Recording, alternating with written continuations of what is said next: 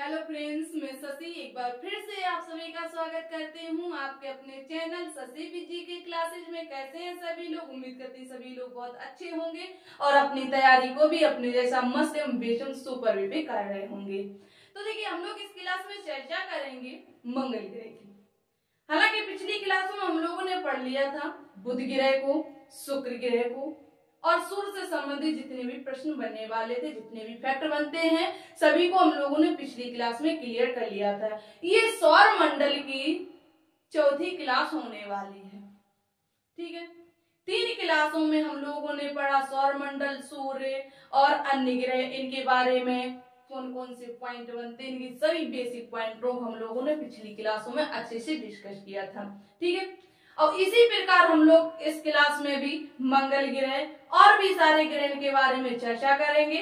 ठीक है, तो आप बने रहिएगा हमारे क्लास के अंत तक सभी पॉइंटों को क्लियर करने के लिए। हम लोग बिल्कुल बेसिक से चलते हैं। जो भी कंटेंट होता है, जो भी पॉइंट होता है, उसका बिल्कुल ऑपरेशन करते हुए, एनालाइज करते हुए चलते हैं एक एक पॉइंट का।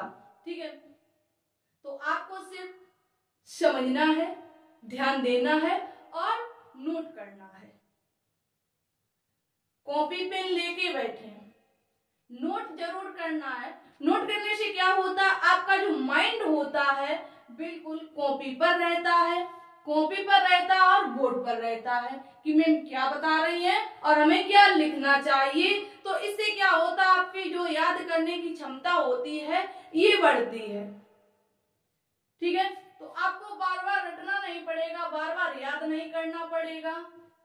समझते जाओगे, नोट करते जाओगे तो आपको याद भी होता जाएगा। ठीक है, तो आपको नोट्स बनाने हैं। तो आइए क्लास को प्रारंभ करते हैं। तो हम लोग इसमें चर्चा करेंगे मंगल ग्रह की। मंगल ग्रह की इसलिए करेंगे, वैसे तो हम लोगों को पढ़ना चाहिए पृथ्वी को हम लोग इसलिए छोड़ रहे हैं क्योंकि जो पृथ्वी है ये टॉपिक ही बहुत बड़ा है। इसमें बहुत सारे अध्ययन करने होंगे, इसकी उत्पत्ति के बारे में पता करना होगा, इसका निर्माण किस प्रकार हुआ है, इसलिए इसको हम लोग बाद में पढ़ेंगे। ठीक है, इन सभी ग्रहों को क्लियर कर लेते हैं। जो इससे प्रश्न बनते हैं, जो हमारे एग्जाम में प्रश्न पूछे जाते हैं, उन सभी पॉइंटों को हम लोग क्लियर कर लेते हैं जो हमारे लिए इंपॉर्टेंट रहेंगे। ठीक है, तो आइए, तो पॉइंट बनाइए इसमें मंगल ग्रह यानी मार्स, मंगल ग्रह, मंगल ग्रह।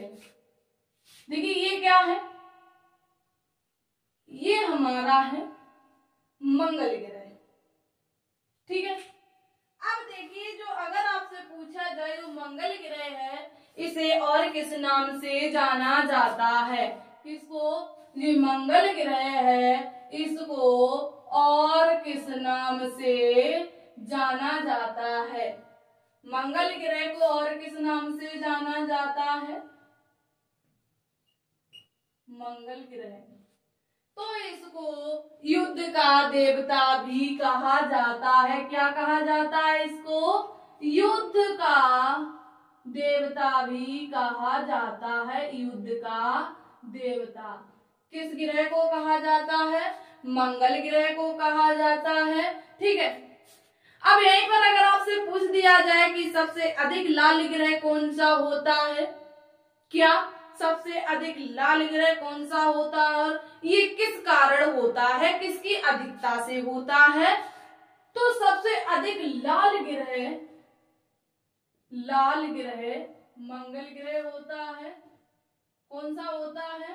मंगल ग्रह होता है। और ये किसकी अधिकता से होता है? तो ये होता है आयरन ऑक्साइड की अधिकता के कारण। आयरन ऑक्साइड की अधिकता के कारण इसका रंग लाल होता है। किसके कारण होता है? आयरन ऑक्साइड की अधिकता के कारण मंगल ग्रह का रंग लाल होता है। किसके कारण होता है? आयरन ऑक्साइड की अधिकता के कारण इसमें आयरन ऑक्साइड अधिक मात्रा में पाई जाती है। इसके कारण इसका रंग कैसा दिखाई देता है? लाल दिखाई पड़ता है। ठीक है।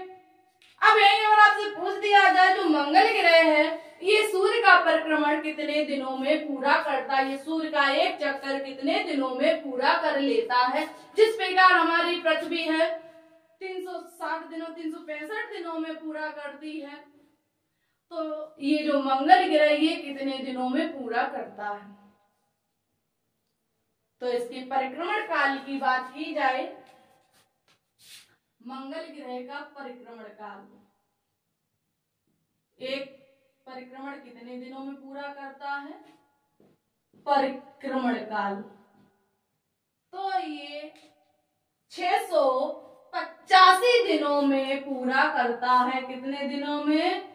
685 दिनों में एक चक्कर लगाता है, एक चक्कर लगाता है, यानी एक परिक्रमण करता है। कितने दिनों में? 685 दिनों में मंगल ग्रह सूर्य का एक चक्कर लगा लेता है। ठीक है। अब यहीं पर एक पॉइंट है, ओलंपस मेसी क्या है? मंगल ग्रह पर ऐसी एक प्रमुख चीज है जो उसका नाम है ओलंपस मेसी। ये क्या है? यहां से प्रश्न बनता है, तो ध्यान देना। अगर आपसे पूछा जाए कि मंगल ग्रह पर कौन सी ज्वालामुखी पाई जाती है और ये सौर मंडल की सबसे बड़ी ज्वालामुखी है, तो कौन सी है? ओलंपस मेसी। कौन सी ज्वालामुखी है? Olympus Messi. ओलंपस मेसी ये क्या है? ये सौर मंडल की सबसे बड़ी ज्वालामुखी है। ठीक है। सौर मंडल की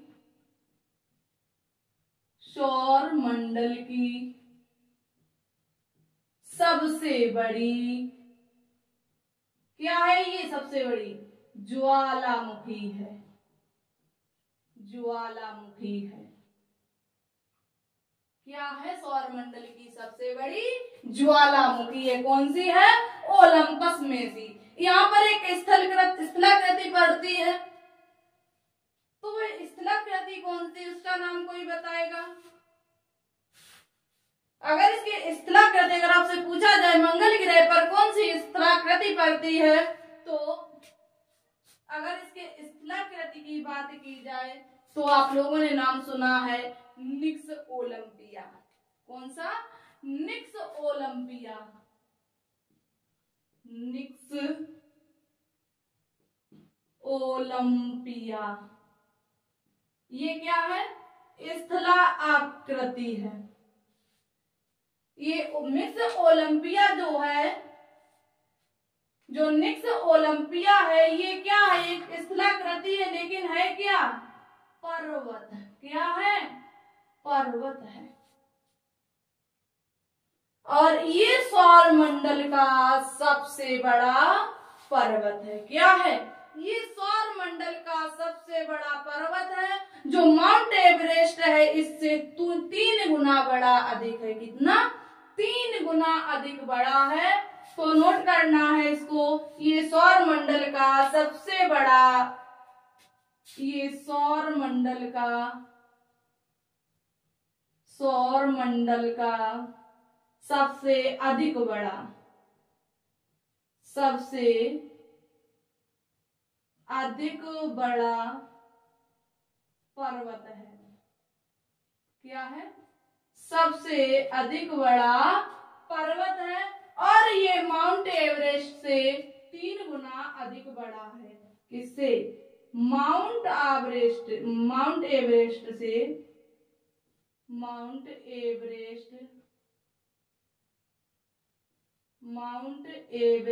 से कितने गुना अधिक है? 3 गुना अधिक बड़ा है। ठीक है। कौन सा है? निक्स ओलंपिया पर्वत ये सौर मंडल का सबसे बड़ा पर्वत है और ये माउंट एवरेस्ट से 3 गुना अधिक बड़ा पर्वत है। ठीक है, और ये जो मंगल ग्रह है, हमारा जो मंगल ग्रह है, ये अपनी धुरी पर किसके बराबर परिक्रम घूर्णन करता है? तो ये लगभग पृथ्वी के बराबर, किसकी? इसकी जो घूर्णन गति है, जो हमारे पृथ्वी की घूर्णन गति है, उसके बराबर ही करता है। ठीक है, किसके बराबर करता है? ये पृथ्वी के घूर्णन गति के बराबर, घूर्णन गति के बराबर करता है। तो पृथ्वी की घूर्णन गति क्या है? पृथ्वी हमारी जो है 24 घंटे में एक घूर्णन करती है, यानी अपने अक्ष पर एक चक्कर लगाती है, अपनी धुरी पर एक चक्कर लगाती 24 घंटे में। लगभग में मंगल ग्रह भी 24 घंटे में ही एक अपना चक्कर लगाता है। कितने घंटे में? 24 घंटे में, 24 आवर्स। ठीक है, क्लियर हुआ? अब यहीं पर अगर आपसे पूछ दिया जाए इसमें ऐसा कौन सा ग्रह है, यानी पृथ्वी को छोड़कर ऐसा कौन सा ग्रह है जिसमें ऋतु परिवर्तन होता है? प्रश्न ध्यान से सुनना है। प्रश्न है कि पृथ्वी को छोड़कर, किसको छोड़कर? पृथ्वी को छोड़कर ऐसा कौन सा ग्रह है जिसमें ऋतु परिवर्तन होते हैं? तो वह कौन सा ग्रह हो जाएगा? मंगल ग्रह। इसमें नोट करो, मंगल ग्रह पर 4 ऋतुएं होती हैं। मंगल ग्रह पर 4 ऋतुएं होती हैं। कितनी ऋतुएं होती हैं? जिस प्रकार हमारे पृथ्वी पर 4 ऋतुएं होती हैं, उसी प्रकार मंगल पर भी 4 ऋतुएं होती हैं। ऋतु परिवर्तन किस कारण होता है, ये आप सभी लोगों को पता है। ऋतु परिवर्तन होता है घूर्णन गति के कारण। जब घूर्णन गति पृथ्वी जो मंगल है पृथ्वी के समान करता है, तो शायद सी बात है जो इसकी ऋतु परिवर्तन भी सेम ही होगा। तो पृथ्वी पर 4 ऋतुएं होती हैं, वैसे ही मंगल ग्रह पर भी कितनी ऋतुएं होती हैं? 4 ऋतुएं होती हैं। ठीक है, क्लियर हुआ? इसके बाद अगर आपसे पूछा जाए कि किस ग्रह के वायुमंडल का घनत्व सबसे कम पाया जाता है, क्या पूछा जाए कि किस ग्रह में वायुमंडल का घनत्व सबसे कम पाया जाता है, तो मंगल ग्रह एक ऐसा ग्रह है जिसके वायुमंडल में सबसे कम घनत्व पाया जाता है। किस ग्रह की बात की जाए? मंगल ग्रह। इसका जो वायुमंडल है इसमें घनत्व कैसा पाया जाता है? सबसे कम पाया जाता है। वायुमंडल में सबसे कम, वायुमंडल में सबसे कम घनत्व पाया जाता है। सबसे कम घनत्व पाया जाता है। ठीक है, इसी कम घनत्व के कारण ही मंगल ग्रह पर जीवन संभव नहीं है। एक ऐसा, पृथ्वी को छोड़कर एक ऐसा ग्रह है जिस पर जीवन संभव माना जाता है। अनुमान लगाया गया है कि मंगल ग्रह पर जीवन संभव है। कब? जब इसके वायुमंडल का जो घनत्व है बढ़ जाएगा, बढ़ने पर इस पर जीवन संभव है। अन्यथा जब वायुमंडल का घनत्व कम होगा तो वहां जीवन संभव नहीं है। ठीक है, क्लियर हुआ? अब देखिए, जो हमारा मंगल ग्रह है इसके 2 अपने उपग्रह भी हैं। तो वो 2 उपग्रह कौन कौन से, कमेंट कीजिएगा एक बार। सभी लोग कमेंट करके बताएंगे। जो हमारा मंगल ग्रह है इसके 2 अपने उपग्रह हैं, कौन कौन से हैं? मंगल ग्रह के 2 उपग्रह। सभी लोग जानते हैं मंगल ग्रह के मात्र 2 उपग्रह हैं, मात्र 2 उपग्रह हैं। कौन कौन से हैं? मात्र 2 उपग्रह हैं। एक है फोमोस, एक है डोमोस। कौन कौन से हैं? फोमोस और डोमोस। फोमोस, डोमोस, फोमोस और दूसरा डोमोस। अब यहीं पर अगर आपसे पूछ दिया जाए कि सौर मंडल का सबसे छोटा उपग्रह कौन सा है, क्या पूछा जाए कि सौर मंडल का सबसे छोटा उपग्रह कौन सा है, तो सौर मंडल का सबसे छोटा उपग्रह हो जाएगा डोमोस। डोमोस एक ऐसा मात्र उपग्रह है जो सौर मंडल में सबसे छोटा है। कौन सा? डोमोस। सौर मंडल का सबसे छोटा उपग्रह, लिटिल सैटेलाइट, सबसे छोटा उपग्रह कौन सा है? डोमोस। डोमोस जो है सौर मंडल का सबसे छोटा उपग्रह है। क्लियर हुआ?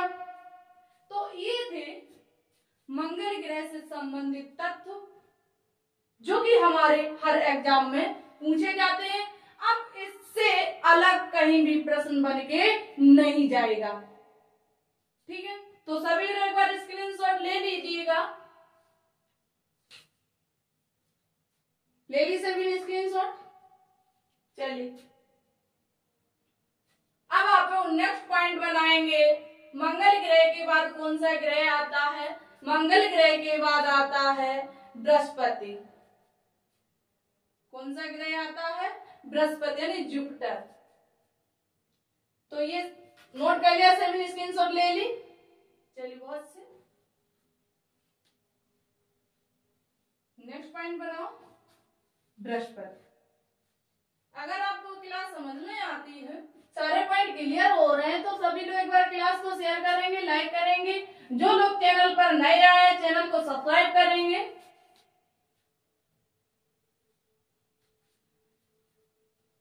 बार बार कहना पड़ता है आप लोगों से कि शेयर करो, लाइक करो। अगर हम आपके लिए मेहनत करते हैं तो आप लोगों को इतना तो फर्ज बनता है कि बिना कहे इतना आप काम कर सकें। हम आपके सारे पॉइंट बहुत अच्छे से क्लियर करते हैं कि जब तक पढ़ाते हैं आपको, जब तक आपके माइंड में सेट नहीं हो जाते हैं। तो आप लोग इतना तो कर सकते हैं हमारी मेहनत के लिए, शेयर, लाइक। चलिए कोई नहीं, नेक्स्ट पॉइंट बनाइए, बृहस्पति ग्रह। ठीक है, नेक्स्ट पॉइंट बनाओ आप लोग, बृहस्पति ग्रह यानी जुपिटर। अब हम लोग जानेंगे बृहस्पति ग्रह में कौन कौन से प्रमुख तत्व हैं, जो हमारे एग्जाम में कौन कौन से इनसे प्रश्न लिए जाते हैं, किस प्रकार से प्रश्न उठाए जाते हैं, इनको हम लोग क्लियर करेंगे। ठीक है, अब यहाँ पर अब पहला पॉइंट बनता है कि सौर मंडल का सबसे बड़ा ग्रह कौन सा है। क्या सौर मंडल का सबसे बड़ा ग्रह कौन सा है? तो सौर मंडल का सबसे बड़ा ग्रह बृहस्पति है। कौन सा है? बृहस्पति है। सौर मंडल का सबसे बड़ा ग्रह बृहस्पति है। क्लियर हुआ? ये आकार में बड़ा है, सबसे बड़ा ग्रह। सौर मंडल का सबसे बड़ा ग्रह कौन सा है? बृहस्पति है, बृहस्पति है। इसको हम लोग बिंदुओं से परिभाषित करेंगे, बिंदुओं से प्रदर्शित करेंगे। ठीक है, क्योंकि ये गैसीय क्या है, ये गैसीय गिरह है, इसलिए हम लोग इसको बिंदु से प्रदर्शित करेंगे। अगर ये ठोस गिरह होते तो हम लोग इसको किस प्रकार प्रदर्शित करते, एक लाइन से प्रदर्शित करते। तो ये कैसा गिरह है, गैसीय गिरह है। ठीक है, कैसा गिरह है, ये गैसीय गिरह है, गैसीय गिरह है, यानी सबसे बड़ा गिरह है। और ये गैसीय गिरह, ये गैसों से निर्मित गिरह है। ठीक है, इसको और किस नाम से जाना जाता है, इसको king of our solar system कहा जाता है। क्या, king of our solar system के नाम से भी जाना जाता है। King of our solar system के नाम से भी जाना जाता है, यानी कि ग्रहों के राजा के नाम से भी जाना जाता है। ठीक है, ग्रहों का राजा किसको कहा जाता है, ग्रहों का राजा बृहस्पति ग्रह को कहा जाता है। ग्रहों का राजा, ग्रहों का राजा किस ग्रह को कहा जाता है, बृहस्पति ग्रह को कहा जाता है, king of our solar system. ठीक है, तो सबसे बड़ा ग्रह गैसीय ग्रह और इसको king of our solar system के नाम से भी जाना जाता है। अब यहीं पर पूछा जाए कि सबसे तीव्र गति से घूर्णन करने वाला ग्रह कौन सा है। अगर आपसे प्रश्न पूछा जाए कि सबसे तीव्र घूर्णन गति करने वाला ग्रह कौन सा है, तो सबसे अधिक घूर्णन गति करने वाला ग्रह, सबसे अधिक घूर्णन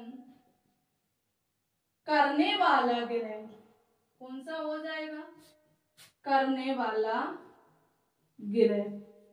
तो सबसे अधिक तीव्र गति से घूर्णन करने वाला ग्रह कौन सा है, बृहस्पति है। कौन सा है, बृहस्पति यानी जुपिटर है, सबसे अधिक घूर्णन गति करने वाला ग्रह कौन सा हो जाएगा, बृहस्पति हो जाएगा।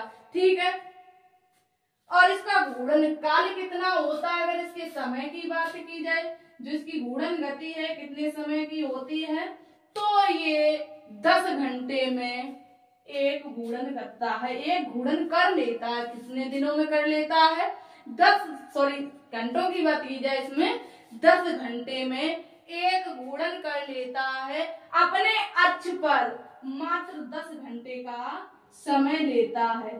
कितना समय लेता है, मात्र 10 घंटे का समय लेता अपने अक्ष पर घूमने पर, अपनी पृथ्वी पर घूमने पर, एक चक्कर लगाने पर मात्र 10 घंटे का समय लेता है। हमारी पृथ्वी कितना समय लेती है, 24 घंटे का समय लेती है। ये ओनली 10 घंटे का समय लेती है। इसमें 5 घंटे की रात और 5 घंटे का क्या होता होगा, दिन होता है।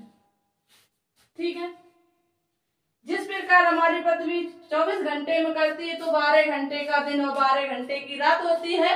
इसी प्रकार इसमें 5 घंटे का दिन और 5 घंटे की रात होती है।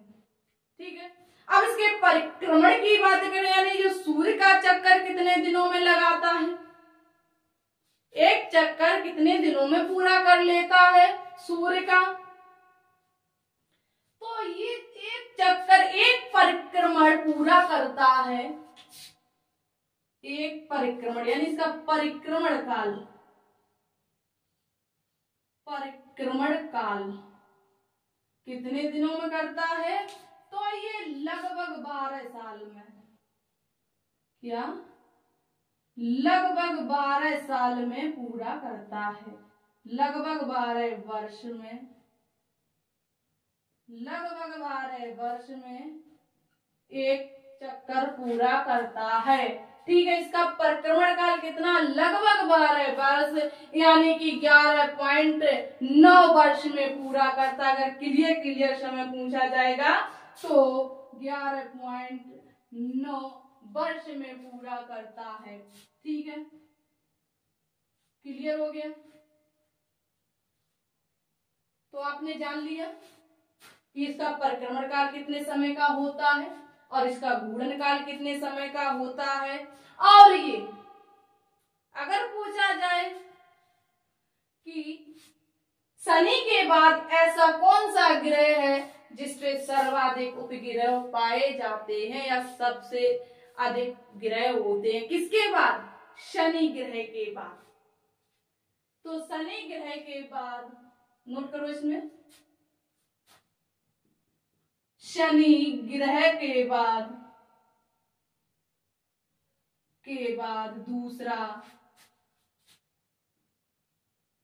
दूसरा सबसे अधिक उपग्रह वाला ग्रह, सबसे अधिक उपग्रह वाला ग्रह, सबसे अधिक उपग्रह वाला क्या है, ग्रह है। तो इसमें टोटल कितने उपग्रह हैं, तो इसके ग्रह हैं 79 उपग्रह। कितने उपग्रह हैं, 79 उपग्रह हैं बृहस्पति ग्रह के। कितने उपग्रह हैं, 79 उपग्रह हैं बृहस्पति ग्रह के, और शनि के हैं 82। ठीक है, तो शनि के बाद दूसरा उपग्रह कौन सा है जिसके सर्वाधिक उपग्रह हैं, तो पृथ्वी हो जाएगा। ठीक है, अब इसके प्रमुख 4 उपग्रह हैं, जो प्रमुख, जिनको प्रमुखता दी जाती है, वो 4 उपग्रह कौन कौन से हैं, ध्यान देना है। प्रमुख उपग्रह, प्रमुख 4 उपग्रह। ठीक है, प्रमुख 4 उपग्रह। तो ये प्रमुख 4 उपग्रह कौन कौन से, कोई बताएगा, किसी को पता है तो कमेंट कीजिएगा। तो इसके प्रमुख 4 उपग्रह, एक तो है ज्ञानीमीड, कौन सा है, ज्ञानीमीड। दूसरा है यूरोपा, पहला है ज्ञानीमीड, दूसरा है यूरोपा, तीसरा है कैलेस्टो और चौथा है आईओ। कौन कौन से 4 हैं, पहला है ज्ञानीपीड, कौन सा है पहला उपग्रह, ज्ञानीपीड, और दूसरा ज्ञानीपीड ऐसा उपग्रह है जो सौर मंडल का सबसे बड़ा उपग्रह है। अगर आपसे पूछा जाए कि सौर मंडल का सबसे बड़ा उपग्रह कौन सा है, तो ज्ञानीपीड जो है सौर मंडल का सबसे बड़ा उपग्रह है। सौर मंडल का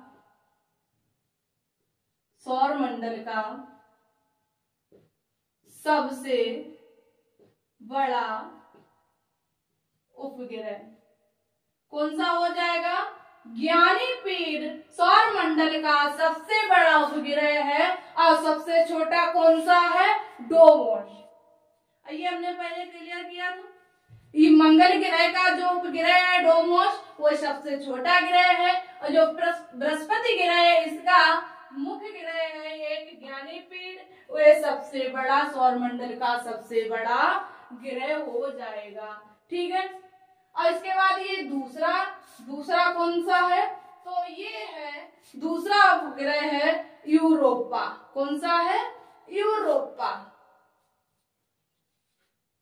दूसरा उपग्रह का नाम क्या है जिसको प्रमुखता दी गई है, यूरोपा उपग्रह, यूरोपा उपग्रह, ये इसका प्रमुख उपग्रह है जिसको प्रमुखता दी गई है। इसके बाद कैलेस्टो, कौन सा है, तीसरा है कैलेस्टो। तीसरा उपग्रह कौन सा है, कैलेस्टो उपग्रह, कैलेस्टो उपग्रह। चौथा है आईओ। चौथा उपग्रह कौन सा है? चौथा उपग्रह है आईओ।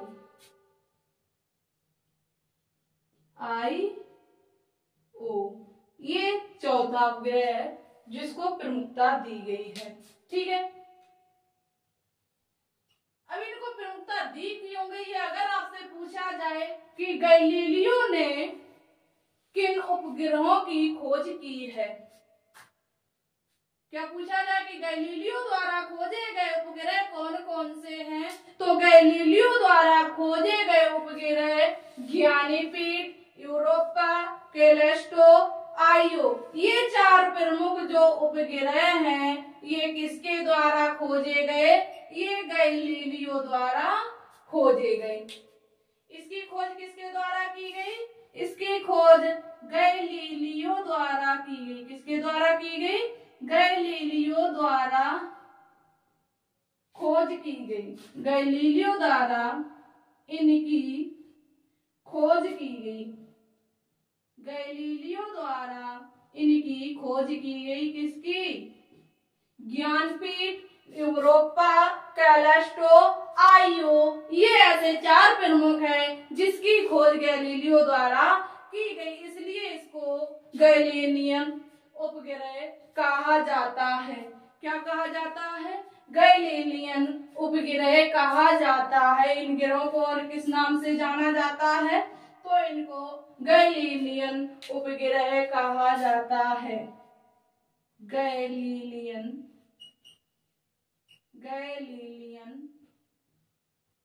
उपग्रह कहा जाता है। किसको? जो इसके प्रमुख चार उपग्रह हैं, किसके? बृहस्पति ग्रह के। ठीक है, तो क्लियर हो गया बृहस्पति ग्रह से संबंधित पॉइंट।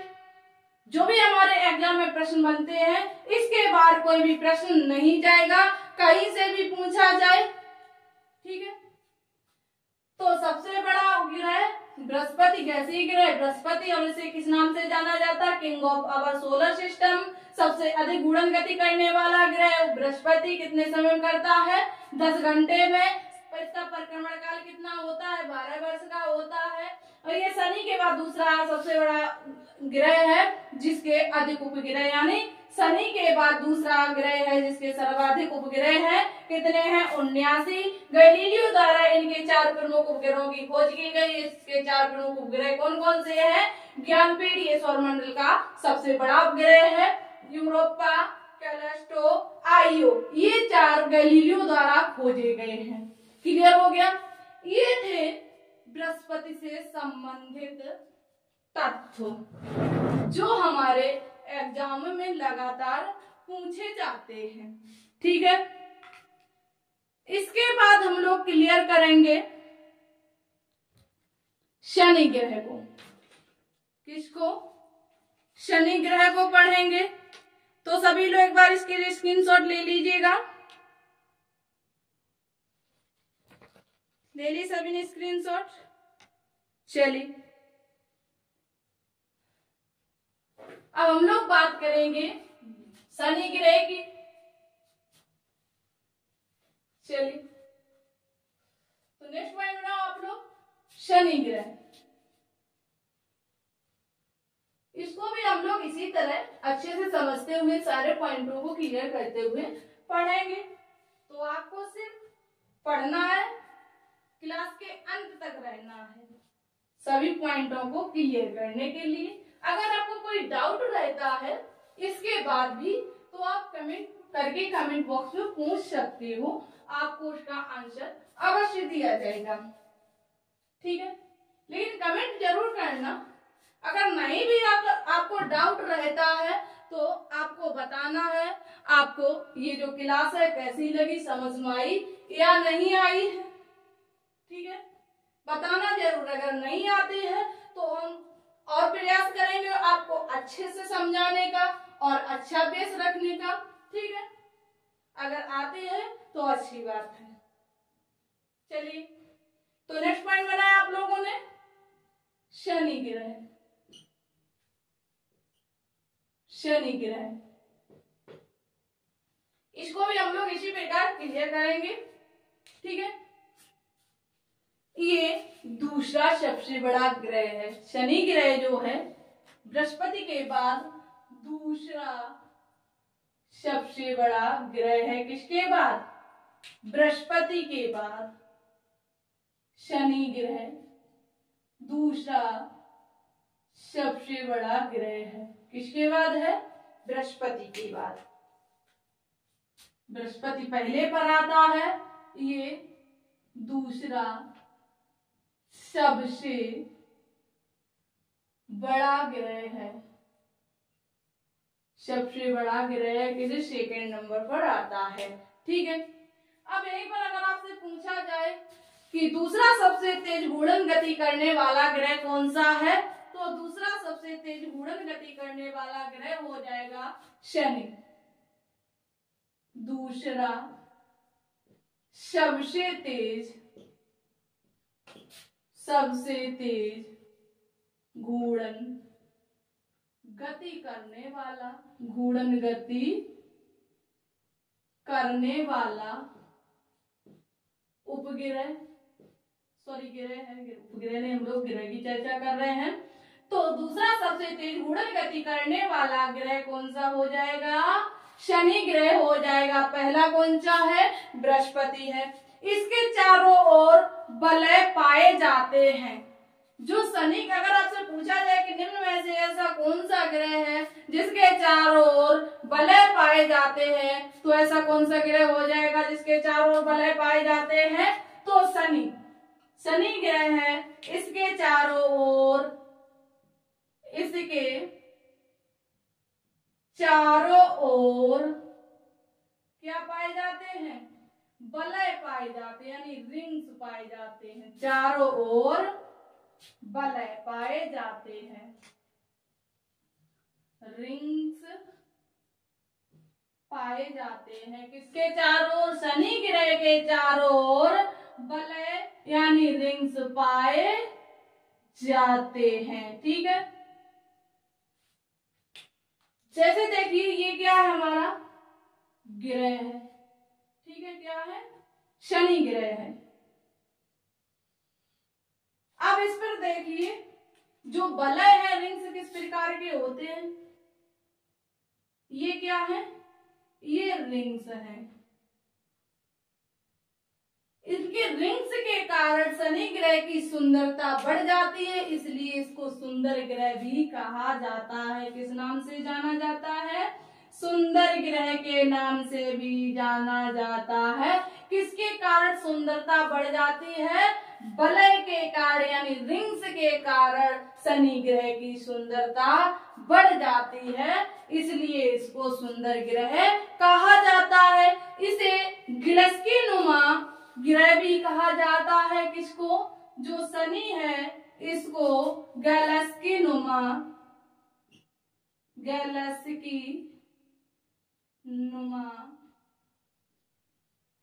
भी कहा जाता है। गैलेक्सी नुमा ग्रह भी कहा जाता है, ठीक है।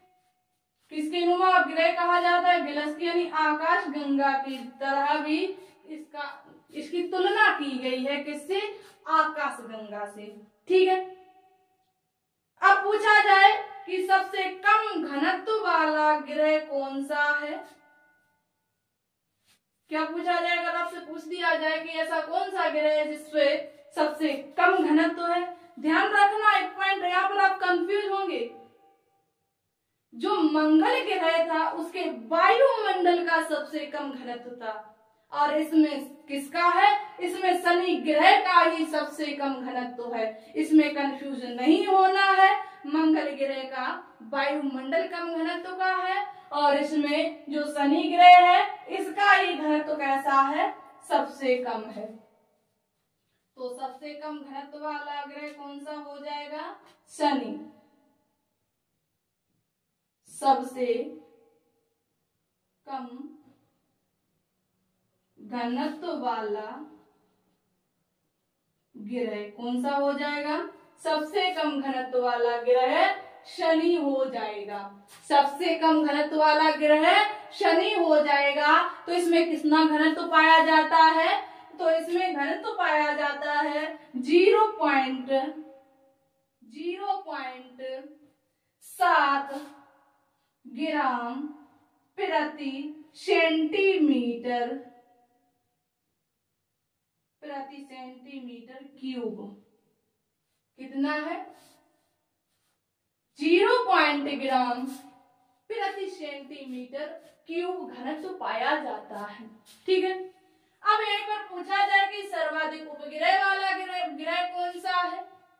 क्या सर्वाधिक उपग्रह वाला ग्रह?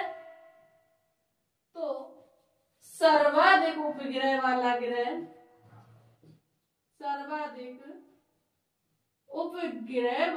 ग्रह कौन सा हो जाएगा?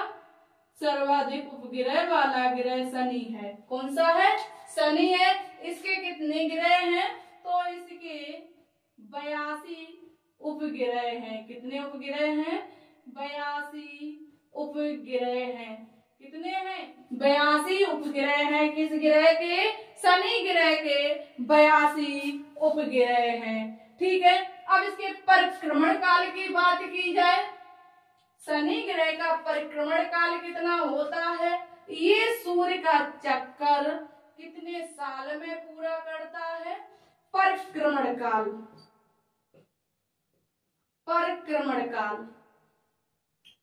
तो परिक्रमण काल कितना होता है इसका?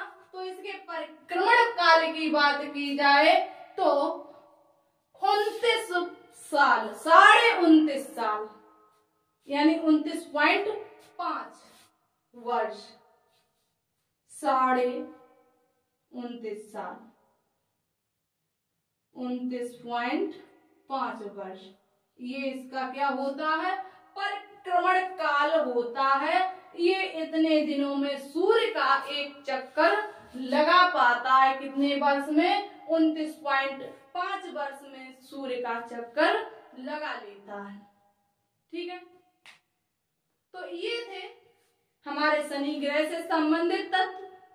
उम्मीद करती हूँ आपको ये सारे अच्छे से क्लियर हो गए होंगे और आपको याद भी हो गए होंगे। अगर आपने ध्यान से पढ़ा होगा तो अगर आपको एक बार में याद नहीं होते हैं तो इसको अगर समझ में नहीं आते हैं तो वीडियो एक बार रिपीट करके देख लें तो आपको और अच्छे से क्लियर हो जाएंगे। ठीक है। दोबारा देख लें। अगर नहीं समझ में आता एक बार फिर से देख लें। अगर आपको कोई डाउट रहता है, हम आपसे पहले ही बोल चुके हैं, अगर आपको कोई डाउट रहता है तो कमेंट कीजिएगा, आपके डाउट को दूर किया जाएगा। ठीक है। चलिए, तो एक बार सभी लोग क्लास को शेयर करेंगे, लाइक करेंगे। जो साथी इस क्लास में पहली बार आए हैं, हमारे चैनल पर पहली बार आए हैं, तो हमारे चैनल को सब्सक्राइब करेंगे ऐसी विशेष महत्वपूर्ण वीडियो पाने के लिए। ठीक है। फिर मिलेंगे हम लोग नेक्स्ट क्लास में।